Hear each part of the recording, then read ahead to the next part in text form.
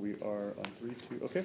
Good morning, everybody. This is David Plaza's Community Conversation Editor of the News Press, and we're here for an editorial board meeting on May 23rd with Nick Kellen, who is a candidate for Lee County School Board District 3. Board members, would you please just quickly reintroduce yourselves? Sure. My name is Luis Insignares. I'm a citizen member from South Fort Myers. I'm Pam Grotehouse, citizen member from Bonita Springs. I'm Dick Kalfas, citizen member from Cape Coral. And I'm Martha Hill. I work for the opinion page. And now, Mr. Kellen, tell us a little bit about yourself and why you're running.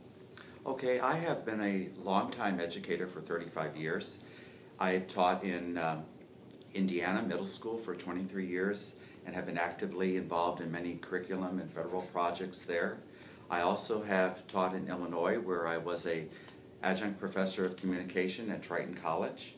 And having relocated here to Southwest Florida, I have taught a couple of years in Collier County, and I also have taught within the charter school and have been actively engaged in participating in a number of school-related activities here with Lee County, one in specific, the School Improvement Committee. But why my main concern as far as running for District 3 as school board? I believe that we have a great school system as it is, but I also believe that there's always room for improvement. And I believe that by continuing my work with the School Improvement Committee and the school board, I can create a better learning community for the students of Lee County so that they can have an opportunity to grow in a safe learning environment. Now, for you, in terms of the role of a school board member, you certainly have many limitations when it comes to the state funding. You do have issues related to property tax issues, but I want to get to one particular issue that has been quite on the minds of people, which is neighborhood schools versus school choice. We recently saw that survey that came out that showed that students seem to be pleased with the current system, that parents seem to be mixed on this system. Where do you fall on this particular issue? Well, I know historically the reason why it has come about that they have school choice. But coming from an old school philosophy, believing that there's a triangle of school, community, and church, I still believe that children should be able to go to the school closest to their home. However, there are exceptions to that based on testing and parent choice. And the bottom line with all of that is still should be dependent upon the parent and their choice as to where they feel their child would best be served and their child's needs, educational needs, would be met. So what's the answer? The answer is that I do believe in neighborhood schools. Okay. And I know with Luce?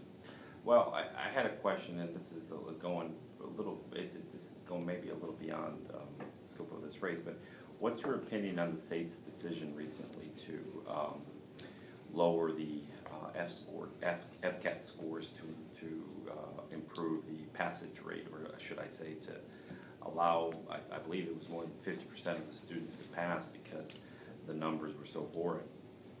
Well, as far as state testing, I have been involved in state testing for a number of years. In Indiana, where I participated in the early planning stages of ISTEP and piloted a program, and I have seen from that time in the early 80s, even to my working currently and being actively engaged in current research with testing programs, that the standards have improved. They haven't been lowered.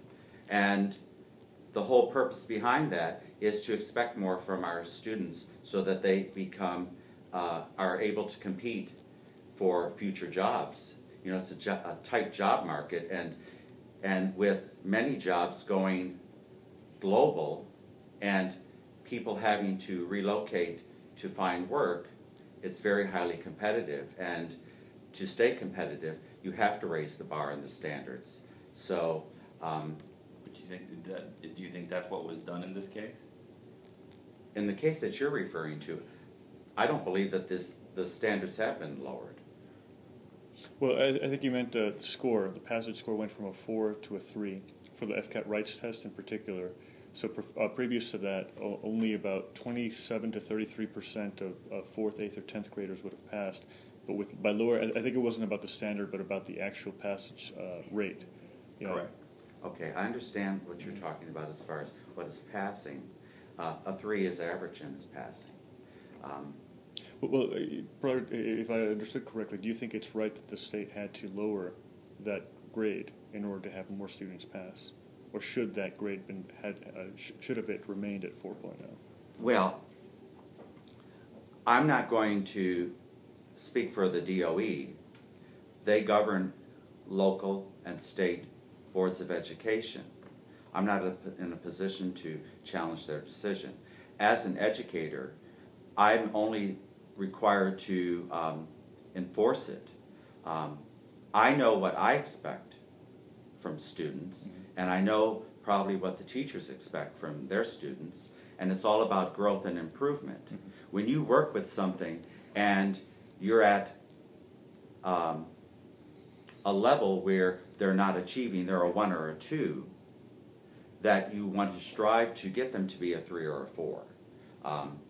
But if that's what they've done, then I'm in agreement with it. However, I still feel that the whole objective of testing and assessment and accountability is to improve and stay competitive with other school systems and economic trends as far as job trends for the future. Perhaps this leads to another question, which is, in your experience as a teacher here in the system, you know, can our students read and write, and what are the barriers to getting them to be successful? Well, both in my current research and my experience working, I think we all know that there are some students that, because of learning disabilities or other handicaps they may have, they are limited as to what they can do as far as reading and writing and communicating effectively. I still feel that our role as educators or concerned citizens or parents is to strive to provide for them the best successful opportunity for them to be able to develop some language acquisition skills.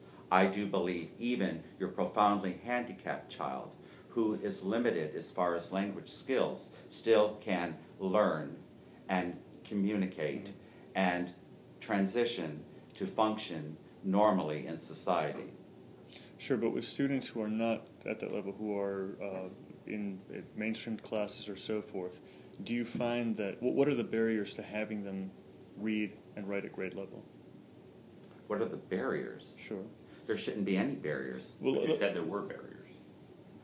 What are the barriers?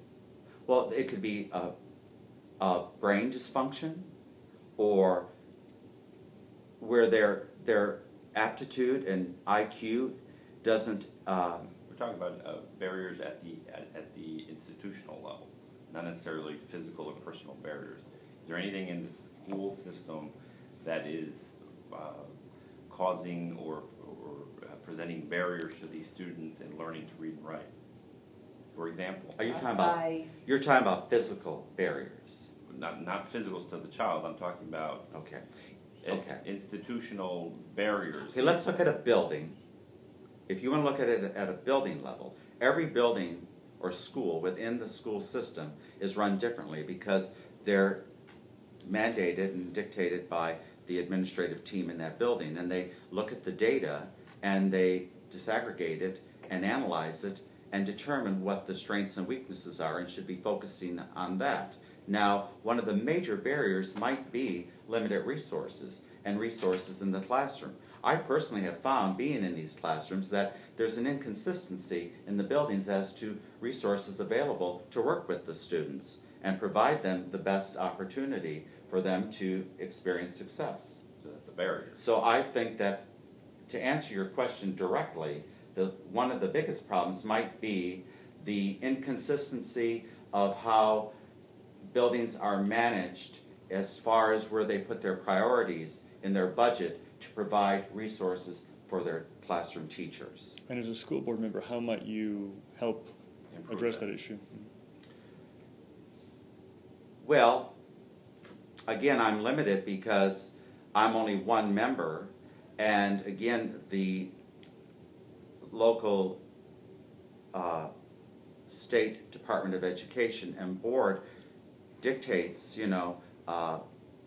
budget allocation, and I feel that given X amount of dollars, and I think we all are aware of the fact that certain federal funds, such as Title I and special education, are given from the federal government, but also there is FTE dollars that are given based on student allocation in October, that the building principal has a right to take those funds and that budget and develop it, and should develop it in a constructive, wise manner that addresses the needs that in his or her building that would best service and meet his or her staff and students.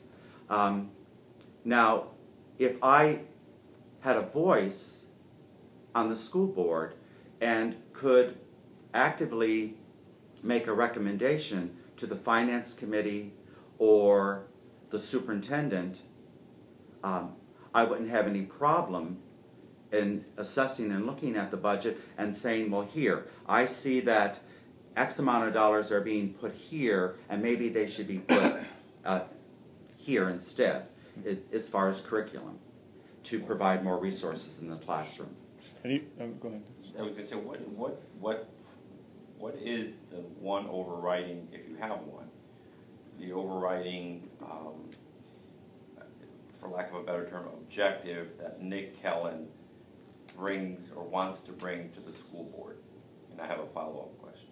Okay. And you had asked me this, David, as far as my priorities. If I could summarize and put them in one succinct statement, based on my being very active in a organization called Save Our Schools,